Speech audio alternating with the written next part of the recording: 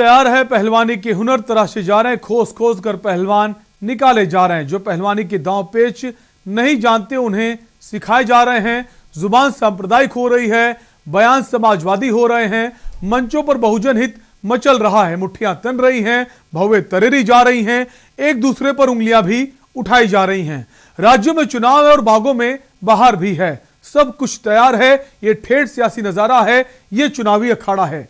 नमस्कार दोस्तों, के न्यूज की खास पेशकश चुनावी अखाड़ा में आपका स्वागत है। मैं हूं शैलेंद्र चौहान। देखिए ये चुनावी अखाड़ा, और हां बहुत जरूरी है आपके लिए, आप सीखिए ये सियासी पहाड़ा।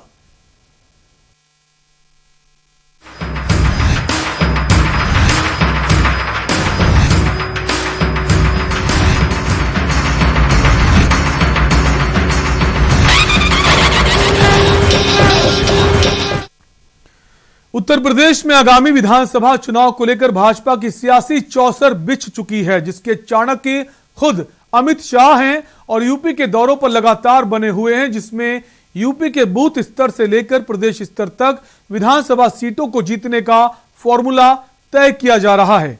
राजधानी में अमित शाह चुनावी मंथन में मशरूफ हैं। अमित शाह ने 30 दिसंबर को राजधानी में संगठन के पदाधिकारियों के साथ मैराथन बैठक कर चुनावी रणनीति पर चर्चा की और आवश्यक दिशा निर्देश दिए हैं। क्या है शाह की सियासी रणनीति, ये खास रिपोर्ट में देखिए। 2014 के लोकसभा चुनाव और विधानसभा चुनाव के दौरान की अमित शाह की बाजीगरी कोई नहीं भूल सकता। जिस तरह से भाजपा को अमित शाह ने फर्श से अर्श तक पहुंचाया है, उसे सियासी जुबान में बाजीगरी कहें तो अतिशोक्ति नहीं होगी। देश में हुए लोकसभा चुनाव 2014 की बात करें तो किसी चुनावी पंडित को इस बात का कतई अंदाजा नहीं था कि भाजपा अपने जीवन काल का इतना शानदार प्रदर्शन करने वाली है। वहीं 2017 के विधानसभा चुनाव में भी अमित शाह ने अपने सफल फार्मूले के साथ एंट्री की और यूपी को भाजपा के अब तक के सबसे अच्छे प्रदर्शन का साक्षी बना दिया।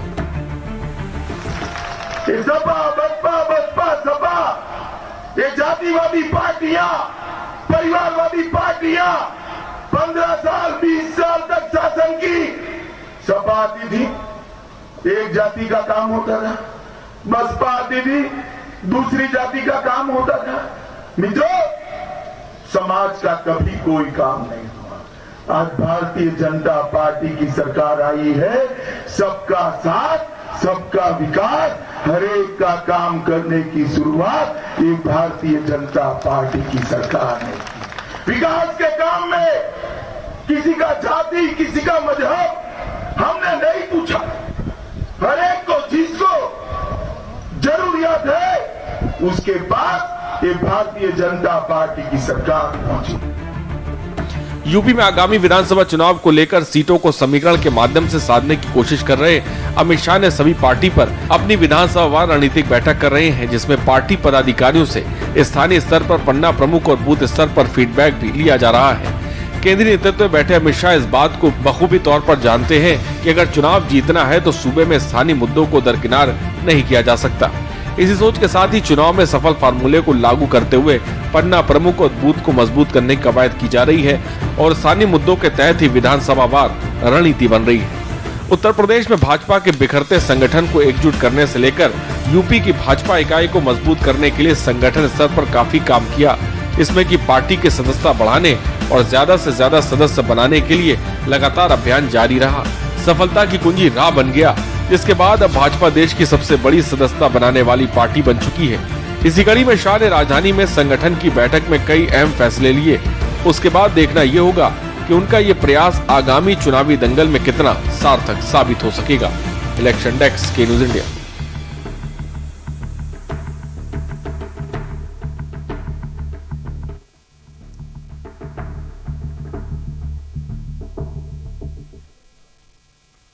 और चुनावी अखाड़ा में वक्त एक ब्रेक का है, आप बने रहिए हमारे साथ। आप देख रहे हैं के न्यूज, खबरों का सारथी। सबसे पहली टीम रूल्स ब्रेकर। आप सब लोग कौन से सब्जेक्ट पढ़ते हो? Sir arts. ह्यूमैनिटीज पढ़ते हो? सर ह्यूमैनिटीज के सब्जेक्ट पढ़ते हो, टेक्नोलॉजी पे काम करके टेक्नोलॉजी का स्टार्टअप शुरू कर रहे हो, कुछ टेक्नोलॉजी का आइडिया है? यस, फिलहाल हमें तो इंटरेस्ट ना साइंस में ही था, बट सर हमें मतलब कि 10th में मतलब लॉकडाउन लग गया था, तो पढ़ाई थोड़ा डाउन चला गया, तो इसलिए हमें आर्ट्स ले लिया। सो आप ये भी प्रूव कर रहे हो, ये भी रूल तोड़ रहे हो कि 10वीं क्लास में अगर नंबर कम भी रह जाए तब भी कुछ जिंदगी में बड़ा कर सकते हैं। Yes, good, proud of you. और अब आपके सामने आ रही है team next innovation. Solar power bank idea बहुत अच्छा है, इसकी जरूरत कहाँ से पड़ेगी, क्यों ऐसा क्यों बनाया? ये जैसे ग्रामीण क्षेत्र हो गए जहाँ बिजली नहीं आती, और जो सुबह से शाम तक काम करते हैं डिलीवरी बॉय वगैरह, और पुलिस ऑफिसर हो गए, उन लोग जो धूप में रहते हैं, तो उन लोग के लिए हमने बनाया। अगर हम इसको पूरी धूप में रखेंगे कितना टाइम लगता है पूरे चार्ज लेने के? 2 घंटे लगते ही सिर्फ फुल चार्ज होने में। अच्छी चीज ये है कि आपने जो प्रोडक्ट बनाया है यूटिलिटी बहुत है। All the best. अब मिलते हैं रेनबो होम इंडस्ट्रीज से। जो घर में लेडीज अपने खुद के लिए जो काम करना जानती हैं, तो वो सर सिर्फ अपने लिए बनाती हैं, उनको उससे कोई अर्न नहीं हो रहा या कुछ कमा नहीं रही, तो हम ये चाहते हैं कि वो हमारे स्टार्टअप में, हमारे इस बिजनेस में साथ आएं, और वो कुछ नहीं कमा रही है तो वो हमारे साथ मिलकर इसमें कमाएं। Business blasters new year special देखिए 31 दिसंबर और 1 और 2 जनवरी को शाम 7 बजे आपके टीवी पर। सुबह के लिए उड़ चला गैरों की ज़मीं पर, खुशबू अपने पन की ढूंढता, और दूर कितना भी जाओ इस जुबान से दूर ना जा पाओगे। रुमल बोलो जुबान केसरी। 2017 से पहले कर्ज के बोझ तले दबा था किसान। 2017 के बाद कर्ज माफी से हुआ है खुशहाल। फर्क साफ है। 2017 से पहले भैंस ढूंढने वाली पुलिस 2017 के बाद अपराधियों को काबू करती है। फर्क साफ है। 2017 से पहले जो लड़के हैं गलती हो जाती है बोलकर छूट जाते थे। 2017 के बाद उन अपराधियों पर होती है कार्रवाई। फर्क साफ है। 2017 से पहले मेरठ से दिल्ली पहुंचना था दूभर। 2017 के बाद दिल्ली बस 1 घंटे दूर। फर्क साफ है। आप देख रहे हैं के न्यूज, खबरों का सारथी। ब्रेक के बाद आपका स्वागत है। आप देख रहे हैं हमारा खास कार्यक्रम चुनावी अखाड़ा। चुनावी आचार संहिता लगने से पहले अमित शाह यूपी के ज्यादातर जिलों में भाजपा के पदाधिकारियों और जनता तक अपनी पहुंच बनाना चाहते हैं, और इसी उद्देश्य के साथ यूपी में उनके ताबड़तोड़ दौरे से विपक्ष हलकान है कि इसका जवाब कैसे दिया जाए, क्योंकि अमित शाह की रैलियों का मतलब साफ है कि जिस विधानसभा में रैली हो गई वहां पर विपक्षी का जीत पाना काफी टेढ़ी खीर साबित होता है। अमित शाह एक सधी हुई रणनीति के तहत प्रदेश के चुनावी समर में उतरे हुए हैं और लगातार चुनावी विसात में गोटे बिछा रहे हैं। अमित शाह की रणनीति विधानसभा चुनाव में कितनी कारगर साबित होगी ये तो वक्त ही बताएगा, लेकिन शाह की क्या रणनीति है इस खास रिपोर्ट में देखिए।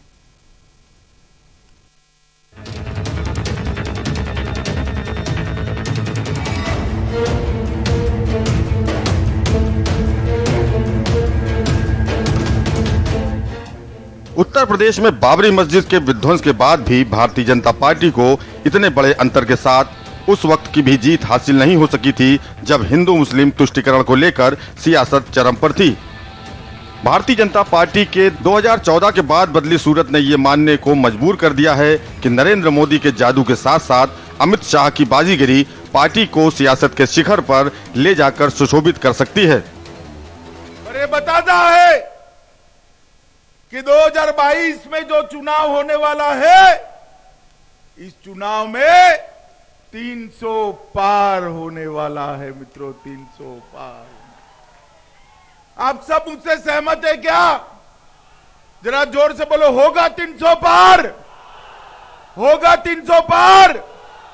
तो मैं बोलूंगा अब की बार, आप बोलोगे 300 पार। मैं जोर से बुलाता हूं, अब की बार, अब की बार, अब की बार। उत्तर प्रदेश के आगामी विधानसभा चुनाव बेहद नजदीक हैं, जिस पर सभी की निगाहें टिकी हुई हैं। यही वजह है कि सूबे की सियासत के समीकरण को अपने अनुरूप बनाने के लिए अब शीर्ष स्तर पर बैठकों के साथ ही जिम्मेदारी भी शीर्ष नेताओं को दे दी गई है। उत्तर प्रदेश के पश्चिम यूपी को कवर करने के लिए खुद अमित शाह सामने आए हैं, जहां सबसे ज्यादा पार्टी को किसान बिल का खामियाजा और लखीमपुर की घटना का खामियाजे का अनुमान है।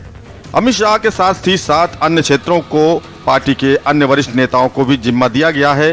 उसकी वजह यह है कि अमित शाह की सरकार के साथ साथ संगठनात्मक तजुर्बे का पूरा प्रयोग पार्टी इसे स्थान पर करना चाहती है जहां भाजपा खुद कमजोर महसूस करती है। अब ऐसी स्थिति में भरोसा भी किसी परखे हुए व्यक्ति पर ही किया जाना चाहिए, ऐसा पार्टी का मानना है। इलेक्शन डेस्क के न्यूज इंडिया।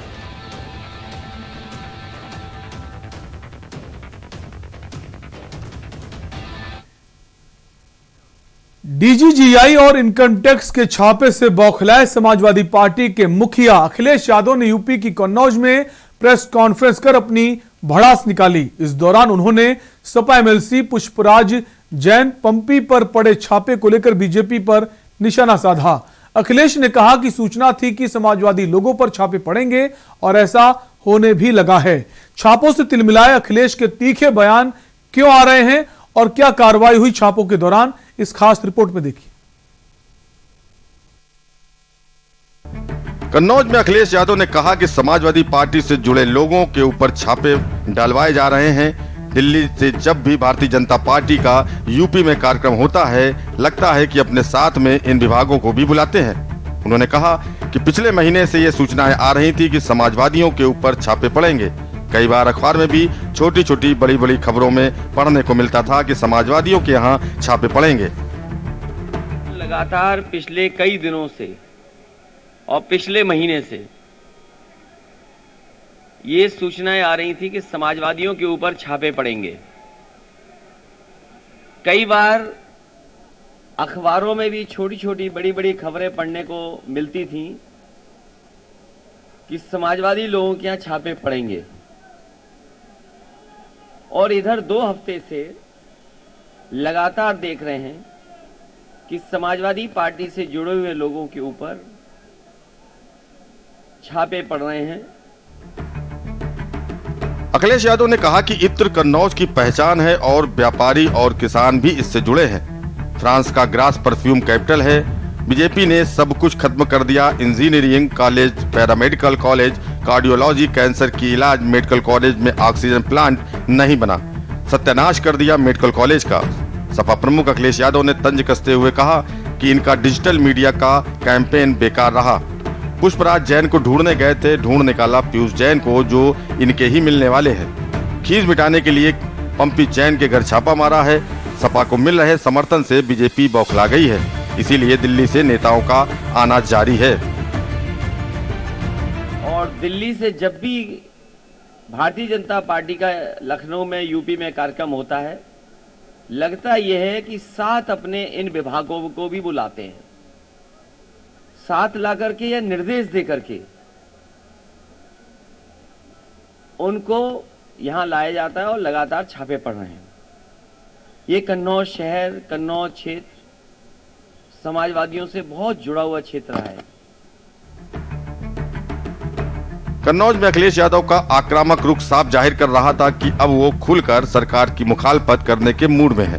पंपी जैन के घर छापे के बाद अखिलेश बौखला गए और आनन फानन में प्रेस वार्ता कर बीजेपी पर अपनी भड़ास निकाली। कुल मिलाकर ताबड़तोड़ छापों और पीयूष जैन के घरों से मिली अकूत संपदा से सूबे की सियासत को गर्म कर दिया है। इलेक्शन डेस्क के न्यूज इंडिया।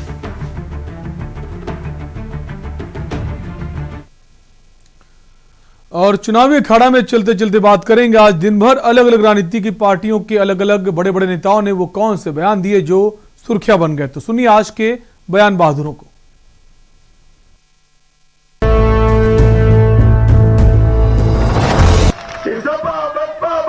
सपा, ये जातिवादी पार्टियां, परिवारवादी पार्टियां 15 साल 20 साल तक शासन की।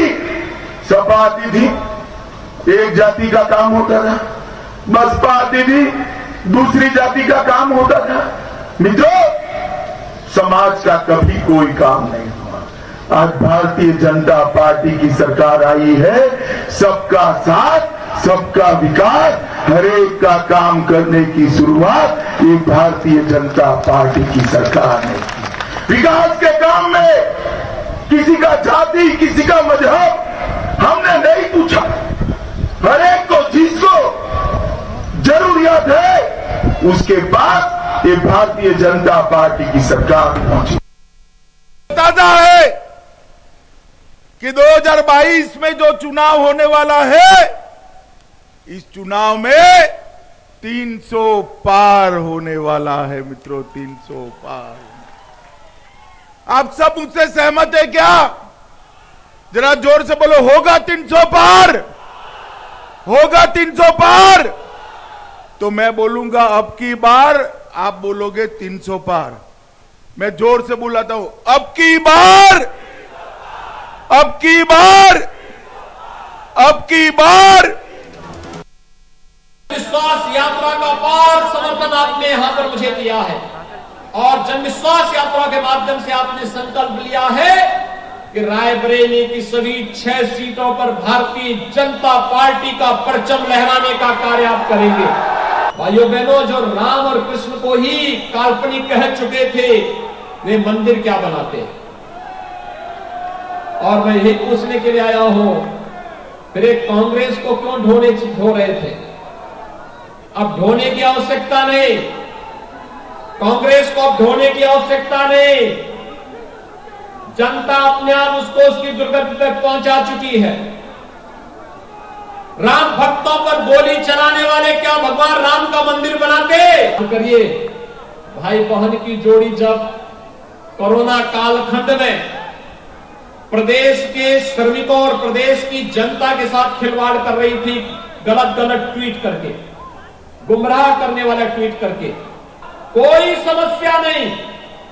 समस्या तो देश के लिए कांग्रेस बन गई है, समस्या तो देश के प्रदेश के लिए सपा और बसपा बनी हुई है। आप देखते होंगे समाजवादी पार्टी के बारे में कोई भी सभ्य व्यक्ति एक बात जरूर बोलता है, और किसी भी सभ्य व्यक्ति से आप पूछिए समाजवादी पार्टी का मतलब क्या, तो लोग बोलते हैं कि जिस गाड़ी में सपा का झंडा, समझो बैठा है कोई पेशेवर गुंडा। यानी कोई भी व्यक्ति नहीं बोलता है सपा के झंडे लगे हुए गाड़ी का मतलब अराजकता का ही प्रतीक होता है। समाजवादी पार्टी बौखलाई हुई है। मैं श्री अखिलेश यादव जी को यही कहना चाहूंगा कि अखिलेश जी, अगर आप समाजवादी पार्टी के राष्ट्रीय अध्यक्ष हो, पूर्व उत्तर प्रदेश के मुख्यमंत्री हो, तो उस छापे की कार्रवाई का स्वागत करना चाहिए। जो जांच एजेंसियां कोई छापा डालती हैं और वह छापे में अगर कुछ बरामद हुआ है और उसको बरामद हुए कुछ घंटे ही अभी बीते हैं और फिर कोई छापे की कार्रवाई वो 50 स्थानों पर चल रही है, 1 स्थानों पर नहीं, उसमें कन्नौज से लेकर कानपुर से लेकर के दिल्ली और अनेक स्थानों पे आज ये छापे की जो कार्रवाई हुई है, जिसमें समाजवादी पार्टी के एमएलसी का स्वयं की कंपनी है, स्वयं का कारोबार है। मुझे लगता है श्री अखिलेश यादव जी को यह पता चल चुका है कि 2022 में तो उनकी दाल गलनी नहीं है, वैसे भी वो तैयारी 2027 की करना अंदर खाने शुरू कर रहे हैं। लेकिन 22 हो चाहे 27 हो, उत्तर प्रदेश की जनता कमल के फूल के साथ थी और कमल के फूल के साथ रहेगी। और जहां तक श्री अखिलेश यादव जी जांच एजेंसियों पर सवाल उठा रहे हैं, तो उनके सवाल से यह लगता है कि समाजवादी पार्टी और इस प्रकार के घोटाले और घपले और इस प्रकार की जो भारी भरकम रकम तहखाने के अंदर से प्राप्त हो रही है, उसका कुछ रिश्ता है। पार्टी के पास जो प्रोपेगेंडा मशीन है, उसका मुकाबला कोई पॉलिटिकल पार्टी नहीं कर सकती। आज उन्हें यह बताना चाहिए कानपुर में कि इतने बड़े पैमाने पर रुपया मिला है, तो नोटबंदी फेल हुई है कि नहीं हुई है। और भारतीय जनता पार्टी ये बताए जो बुलडोजर लेकर के घूमती है, लखीमपुर में जिस तरीके से किसानों को कुचला गया था, उनकी जीप से जान ले ली गई थी, क्या वो लोग जेल जाएंगे क्या नहीं जाएंगे? क्या उन लोगों को सजा मिलेगी क्या नहीं मिलेगी? और साथ ही साथ भारतीय जनता पार्टी ये भी बताए कि चुनाव ऐसा डरी हुई है भारतीय जनता पार्टी चुनाव से कि जो अधिकारी 2 दिन बाद रिटायर होने वाला था, जो अधिकारी 2 दिन बाद रिटायर होने वाला था, उस अधिकारी को चीफ सेक्रेटरी बना दिया लखनऊ का। असल में बीजेपी अखिलेश की लोकप्रियता से अखिलेश की जनसभाओं में आने वाले अपार जनसमूह को देख के घबरा गई। बड़े बड़े बीजेपी के नेताओं की मीटिंग हो रही, सारा प्रशासन सारा अमला लगता है, तो अखिलेश की सभाओं के कोने के बराबर इनकी भीड़ नहीं हो पाती, जिसमें सब कर्मचारी होते हैं, हो नहीं पाती। अब ये हताश हैं, निराश हैं, लगता है कि उत्तर प्रदेश हाथ से निकला जा रहा है। इसलिए ये बहुत ही घटिया स्तर पर उतरकर इस तरह की ओछी हरकतें कर रहे हैं। पहले मैनपुरी में हमारे कार्यकर्ता के यहाँ छापा मारा, मऊ में कार्यकर्ता के यहाँ छापा मारा, एक जगह और छापा मारा, लेकिन कुछ भी नहीं था। इसके बाद कुछ बताते नहीं। बड़ी कमाई को लूट करके अपनी तिजोरियां भर ली थी, लेकिन अब इनकम टैक्स को जैसे जैसे इनपुट मिल रहे हैं वो लगातार रेड करने का काम कर रही है और इन लाल टोपी वालों का पर्दाफाश करने का काम कर रही है। जनता की गाढ़ी कमाई को आप अपनी तिजोरियों में भर लेंगे और सरकार कोई कार्रवाई नहीं करेगी, ऐसा नहीं होगा। ये मोदी सरकार है, ये योगी सरकार है। यहां इस प्रकार की जो जनता की गाढ़ी कमाई जिन्होंने भी छुपा रखी है उन पर कार्रवाइयां होती रहेंगी और ऐसी कार्रवाइयों का स्वागत होना है।